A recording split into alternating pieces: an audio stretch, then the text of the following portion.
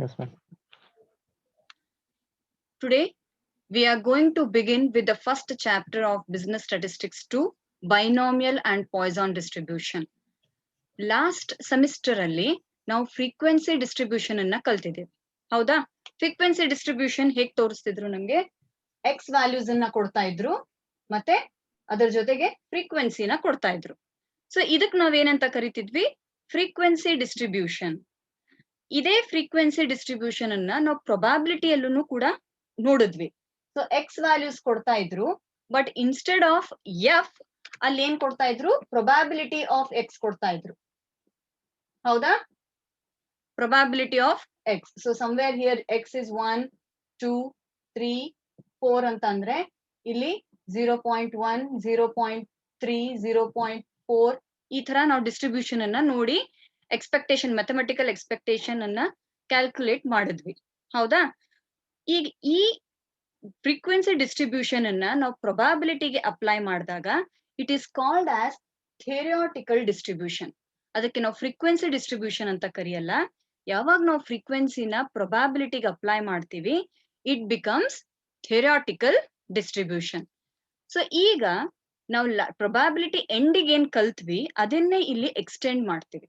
So ಅಲ್ಲಿ just ನಾವು ಈ ರೀತಿ ಎಕ್ಸ್ ಕೊಟ್ಟರು, ಅದರ ಜೊತೆ ಅದರ ಪ್ರೊಬಾಬಿಲಿಟಿ ಕೊಟ್ಟು ನಾವು ಅದರದ್ದು ಮ್ಯಾಥಮೆಟಿಕಲ್ ಎಕ್ಸ್ಪೆಕ್ಟೇಷನ್ ಅನ್ನ ಕ್ಯಾಲ್ಕುಲೇಟ್ ಮಾಡೋದನ್ನ ಹೋದ್ ಸೆಮಿಸ್ಟರ್ ಅಲ್ಲಿ ಕಲ್ತಿದ್ವಿ. ಆದ್ರೆ ಈಗ ಈ ಸೆಮಿಸ್ಟರ್ ಅಲ್ಲಿ ಅದನ್ನೇ ಇನ್ ಡೆಪ್ತ್ ಅನ್ನ ನಾವು ಸ್ಟಡಿ ಮಾಡ್ತೀವಿ. ಸೊ ಈ ರೀತಿ ಏನ್ ನಮ್ಗೆ ಡಿಸ್ಟ್ರಿಬ್ಯೂಷನ್ ಕೊಡ್ತಾರೆ ಪ್ರೊಬಾಬಿಲಿಟಿಗೆ, that is called as theoretical distribution. So theoretical distribution we find it in day to day life. It exist in ಥಿಯರಿಯಲ್ಲಿ ಎಕ್ಸಿಸ್ಟ್ ಆಗತ್ತೆ. ಆ ರೀಸನ್ ಇಂದ ಇದಕ್ಕೆ ನಾವು ಥಿಯರಿಟಿಕಲ್ ಡಿಸ್ಟ್ರಿಬ್ಯೂಷನ್ ಅಂತ ಕರಿತೀವಿ. ಸೊ ಫಾರ್ ಎಕ್ಸಾಂಪಲ್, ಒಂದ್ ಬ್ರಿಡ್ಜ್ ನ ಹೊಡಿಬೇಕು ಅಂತಂದ್ರೆ ಅದಕ್ಕೆ 5 ಬಾಂಬ್ಸ್ ಹಾಕಿದ್ರೆ ಆ ಬ್ರಿಡ್ಜ್ ಹೊಡೆಯುತ್ತೆ. ಸೊ ನೀವೀಗ 8 ಬಾಂಬ್ಸ್ ಹಾಕ್ತಿರಿ. What is the probability that the bridge is broken? So ಈ ರೀತಿ ನಾವು ಪ್ರೊಬಾಬಿಲಿಟಿಯಲ್ಲಿ ಫ್ರೀಕ್ವೆನ್ಸಿ ಹಾಕಿದಾಗ it becomes theoretical distribution. So theoretical distribution can be classified into two. Theoretical distribution can be classified into two. That is discrete probability distribution. Discrete probability distribution. And the second one is continuous probability distribution. Continuous probability distribution. Okay. Now what is discrete? Discrete data na now ಓದಿದೀವಿ. What is discrete? Which is in fixed integers. 0 ಆದ್ಮೇಲೆ next 1 ಇರುತ್ತೆ, ಅಥವಾ 2 ಇರುತ್ತೆ, 3 ಇರುತ್ತೆ. ಈ ರೀತಿ round integers ಅಲ್ಲಿ ಇರುವಂತಹ ಡೇಟಾಗೆ ನಾವು ಡಿಸ್ಕ್ರೀಟ್ ಡೇಟಾ ಅಂತ ಕರಿತೀವಿ. ಸೊ ಅಂಥ ಪ್ರೊಬಾಬಿಲಿಟಿ ಡಿಸ್ಟ್ರಿಬ್ಯೂಷನ್ ಅಂದ್ರೆ ಇಲ್ಲಿ ಪ್ರೊಬಾಬಿಲಿಟಿ ಡಿಸ್ಟ್ರಿಬ್ಯೂಷನ್ ಪಾಯಿಂಟ್ ಅಲ್ಲಿ ಇರೋದೇ ಇಲ್ಲ. Okay, it is in fixed integer. Continuous, it can take the form of decimal points. Okay, so ಅಂಥ ಡಿಸ್ಟ್ರಿಬ್ಯೂಷನ್ ಮತ್ತೆ ಡಿಸ್ಕ್ರೀಟ್ ಪ್ರೊಬಾಬಿಲಿಟಿ ಡಿಸ್ಟ್ರಿಬ್ಯೂಷನ್, ಈ ರೀತಿಯಲ್ಲಿ ನಾವು ಈ ಥಿಯರಿಟಿಕಲ್ ಡಿಸ್ಟ್ರಿಬ್ಯೂಷನ್ ಅನ್ನ ಡಿವೈಡ್ ಮಾಡ್ತೀವಿ. Now coming to the discrete probability distribution, we have two distributions here. Two theoretical distributions. The first one is binomial distribution. Binomial distribution. And the second one is Poisson distribution. Poisson distribution. Okay. Now discrete probability distribution ಅನ್ನ solve ಮಾಡುವಾಗ we are going to use either binomial distribution or Poisson distribution.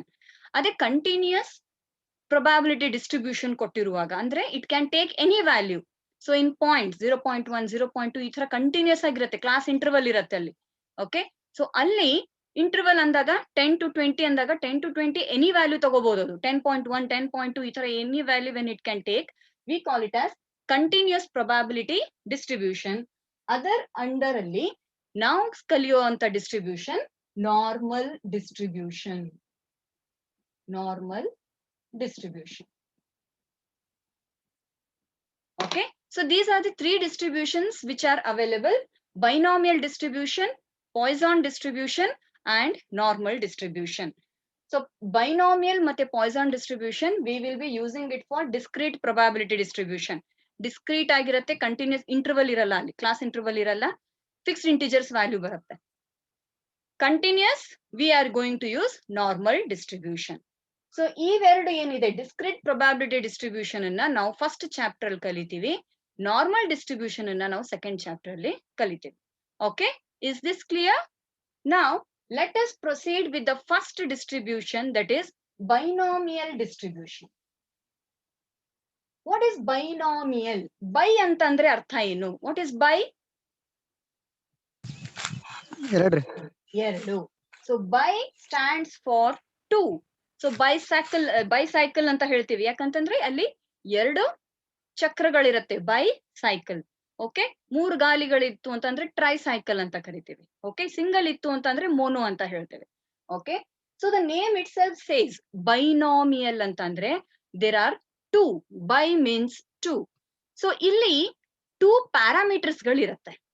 Okay, there will be two parameters. Binomial distribution. So just remember, by the word by, it means two. There are two parameters. Binomial distribution is named after the famous mathematician Bernoulli. Bernoulli experiments ಗಳ ಮೇಲೆ basis ಮೇಲೆ ಈ distribution ಅನ್ನ ಪುಟ್ fourth ಮಾಡಲಾಗಿದೆ. Okay, so ಅವ್ರ ಹೆಸರಿಗೆ ಇದನ್ನ ನಾವು ಬರ್ನೌಲಿ ಎಕ್ಸ್ಪೆರಿಮೆಂಟ್ಸ್ ಅಂತಾನು ಕರಿತೀವಿ, ಇಲ್ಲ ಅಂತಂದ್ರೆ ಬೈನಾಮಿಯಲ್ ಡಿಸ್ಟ್ರಿಬ್ಯೂಷನ್ ಅಂತ ಕರಿತೀವಿ. ಸೊ ಇಲ್ಲಿ ಏನಾಯ್ತು ಅಂತಂದ್ರೆ ಅವ್ರ ಪ್ರಕಾರ ನಾವು ಏನೇ ಒಂದು ಎಕ್ಸ್ಪೆರಿಮೆಂಟ್ ಮಾಡಿದಾಗ ಅದನ್ನ ನಾವು ಅವ್ರ ಎಕ್ಸ್ಪೆರಿಮೆಂಟ್ ಅಂತ ಕರೆಯೋ ಬದಲು ಅದನ್ನ ಅವರು ಟ್ರಯಲ್ ಅಂತ ಕರೆದ್ರು. Whenever we do something we call it as a trial. Okay, so ಈಗ ನಾನು ಒಂದು ಗಿಡದಿಂದ ಒಂದು ಹಣ್ಣನ್ನ ಬೀಳಿಸ್ಬೇಕು ಅಂತಂದ್ರೆ ಒಂದ್ ಕಲ್ ತಗೊಂಡು ಒಗಿತೀನಿ, ಅದೇನ್ ನಾನು ಎಸಿತೀನಲ್ಲ, that is called as a trial. Okay, so ಒಂದ್ಸತಿ ನಾನು ಕಲ್ಲನ್ನ ಎಸ್ದಾಗ ಚಾನ್ಸಸ್ ಏನಿದೆ ಅಲ್ಲಿ? What are the chances? ಹಣ್ಣು ಬೀಳ್ಬಹುದು ಅಥವಾ ಬೀಳ್ಲಿಕ್ಕಿಲ್ಲ. ಓಕೆ, ಸೊ ಈ ಟ್ರಯಲ್ ಏನಿದೆ ಅದಕ್ಕೆ ಯಾವಾಗ್ಲೂ ಎರಡು ಔಟ್ಕಮ್ಸ್ ಇರುತ್ತೆ. Whenever you try something there are two outcomes. First outcome ಏನು? ಹಣ್ಣು ಬೀಳಬಹುದು ಅನ್ನೋ ಅಂದ್ರೆ ಅರ್ಥ ಏನದು? ಸಕ್ಸಸ್. ಓಕೆ, ಹಣ್ಣು ಬೀಳತ್ತೆ ಅಂತಂದ್ರೆ it is called as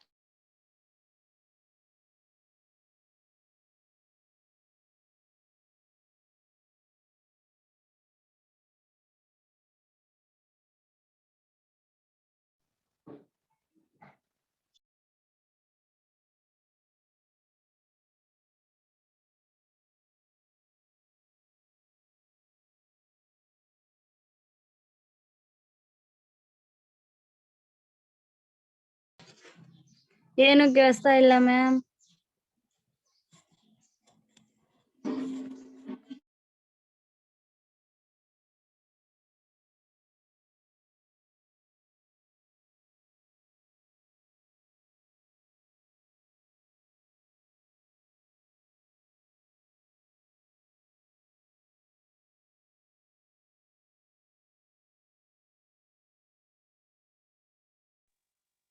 ma'am ಏನು ಕೇಳಿಸ್ತಾ ಇಲ್ಲ.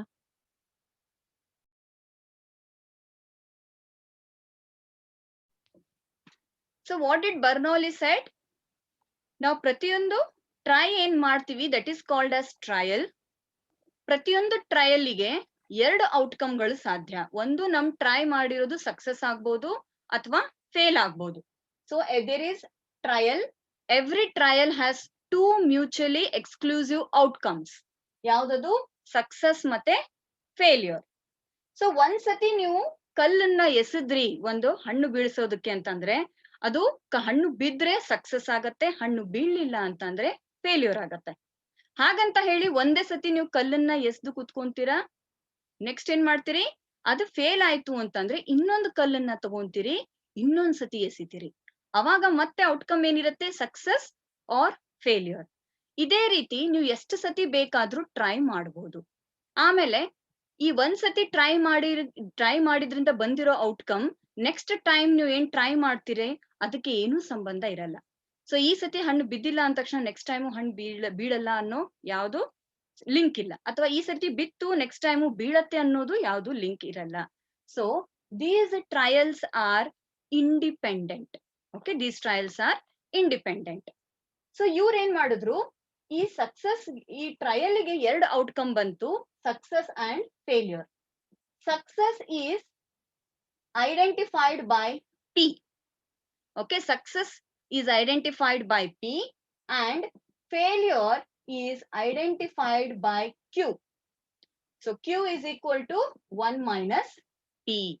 So ಒಂದ್ಸತಿ ನೀವು ಕಲ್ಲನ್ನ ಎಸೆದ್ರಿ ಅಂತಂದ್ರೆ ಅದು PR ಆಗ್ಬೋದು ಅಥವಾ QR ಆಗ್ಬೋದು. P ಅಂದ್ರೆ ಸಕ್ಸಸ್, Q ಅಂದ್ರೆ ಫೇಲ್ಯೂರ್.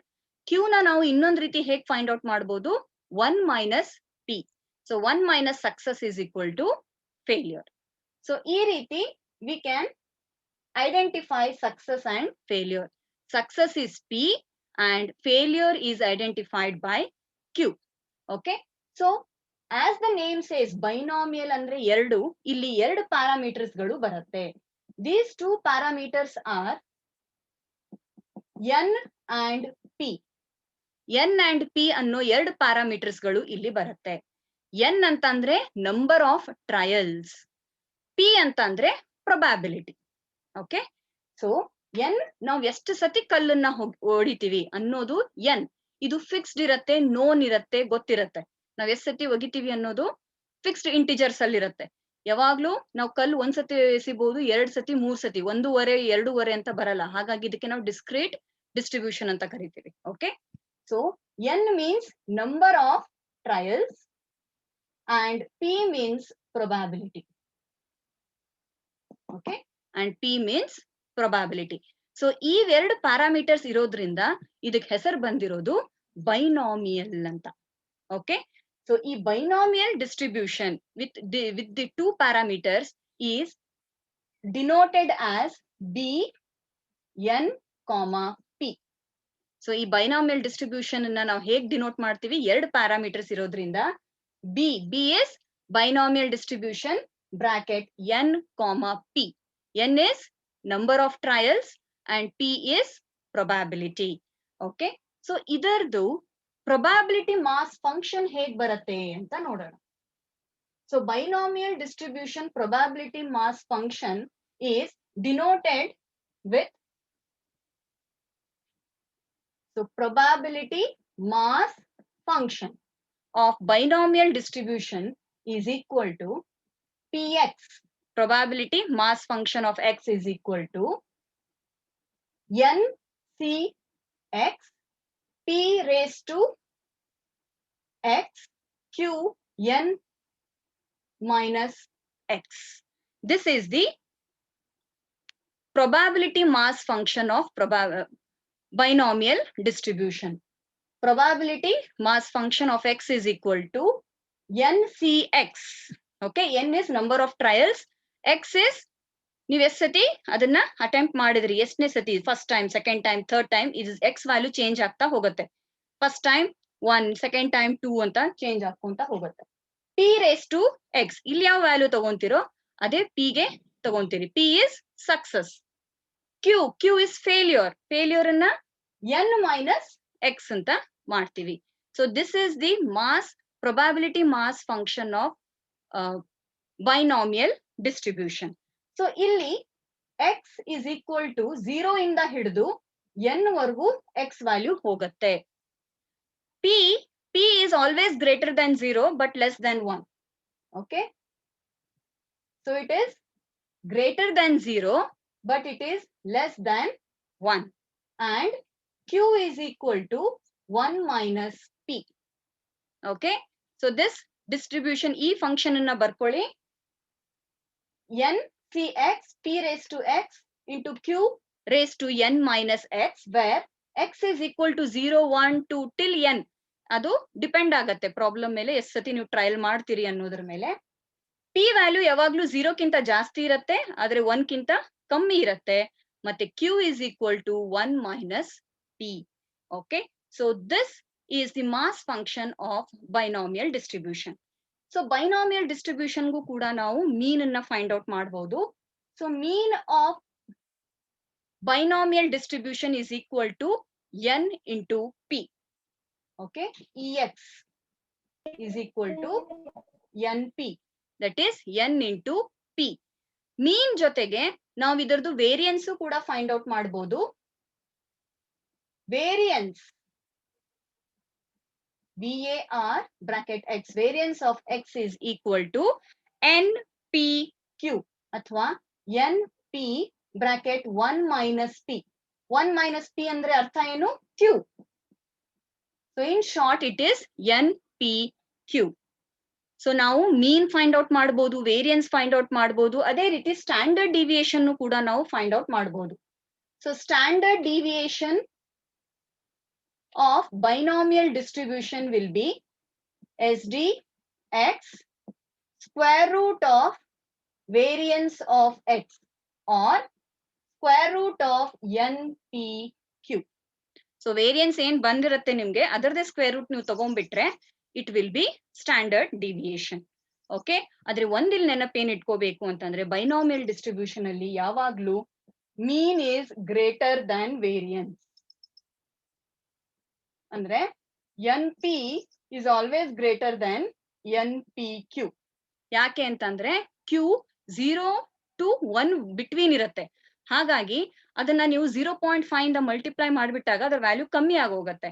ಹಾಗಾಗಿ NP ಜಾಸ್ತಿ ಇರುತ್ತೆ, NPQ ಯಾವಾಗ್ಲೂ NP ಗಿಂತ ಕಮ್ಮಿ ಇರುತ್ತೆ. Okay, clear this? ಗೊತ್ತಾಯ್ತಾ binomial distribution? So binomial distribution, binomial ಅಂತಂದ್ರೆ 2 ಪ್ಯಾರಾಮೀಟರ್ಸ್ ಇರುತ್ತೆ. 2 ಪ್ಯಾರಾಮೀಟರ್ಸ್ ಅಂದ್ರೆ n ಮತ್ತೆ p. n ಅಂತ ಅಂದ್ರೆ ನಂಬರ್ ಆಫ್ ಟ್ರಯಲ್ಸ್, p ಅಂತಂದ್ರೆ probability. Okay, so probability mass function of binomial distribution will be NCX into p raised to x into q raised to n minus x. X can take the values between 0 to n. 0 ಇಂದ n ವರೆಗೂ values ತಗೋಬಹುದು x. ಹಾಗೆ p 0 ಗಿಂತ ಜಾಸ್ತಿ ಇರುತ್ತೆ, ಆದ್ರೆ 1 ಗಿಂತ ಕಮ್ಮಿ ಇರುತ್ತೆ. q is equal to 1 minus p. Okay, so binomial distribution mean calculate ಮಾಡಬೇಕು ಅಂತಂದ್ರೆ we have to calculate by using n into p. Variance find out ಮಾಡಬೇಕು ಅಂತಂದ್ರೆ NPQ. Standard deviation square root of variance ಅಂದ್ರೆ square root of NPQ. So ಇಲ್ಲಿ ನೆನಪಿಟ್ಕೋಬೇಕಾಗಿರೋದೇನು, binomial distribution ಅಲ್ಲಿ ಯಾವಾಗ್ಲೂ mean is greater than variance. Okay, clear this? So do you have any doubts here? So ಈಗ ಒಂದು question ಏನು ಅಂತಂದ್ರೆ binomial distribution ಯಾವಾಗ use ಮಾಡಬೇಕು? ಬೈನಾಮಿಯಲ್ ಡಿಸ್ಟ್ರಿಬ್ಯೂಷನ್ ಯಾವಾಗ ಯೂಸ್ ಮಾಡಬೇಕು?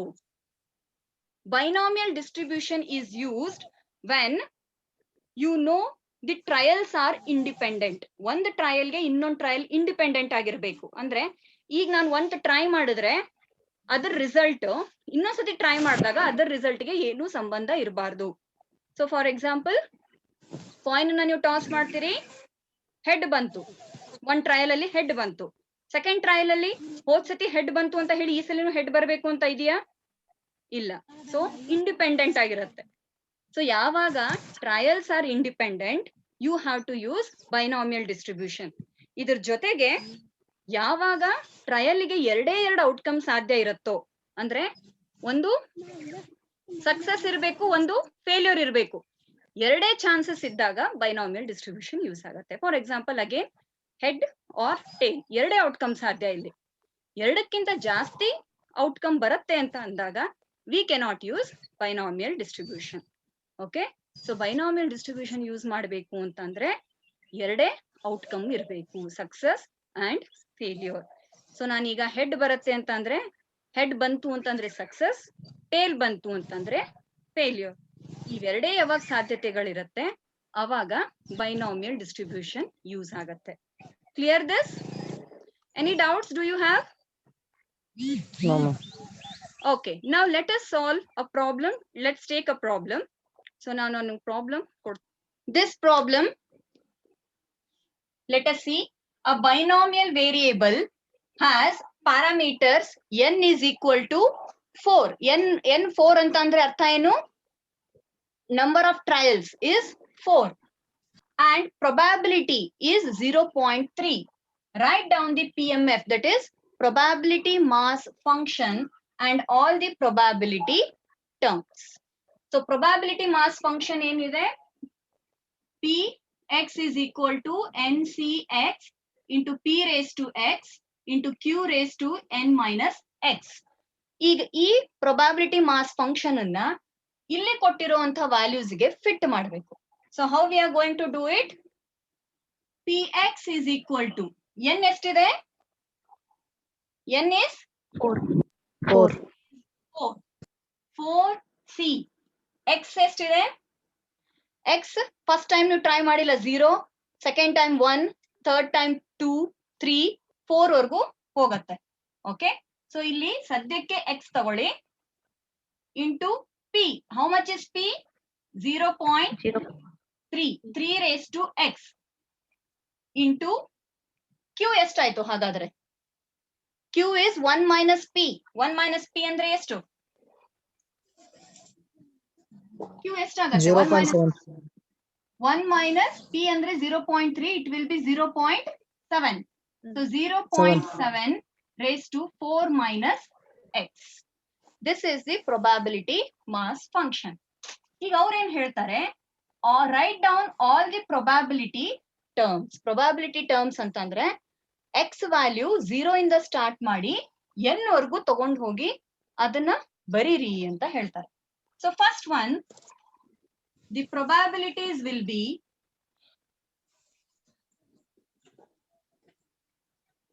are first one. First ಅಂತಂದ್ರೆ x is equal to 0. First start with taking x is equal to 0. So P0 is equal to 4C0, 0.3 raised to 0 into 0.7 raised to 4 minus 0. This is the probability mass function when x is equal to 0. So what will be the value? ಏನಾಗುತ್ತೆ? 4c. ಇದು ಗೊತ್ತು ನಮ್ಗೆ, combinations NCR ಮಾಡಿದೀವಿ, ಹೌದಾ? ಹೇಗ್ ಮಾಡಿದ್ವಿ? What is the formula for NCR?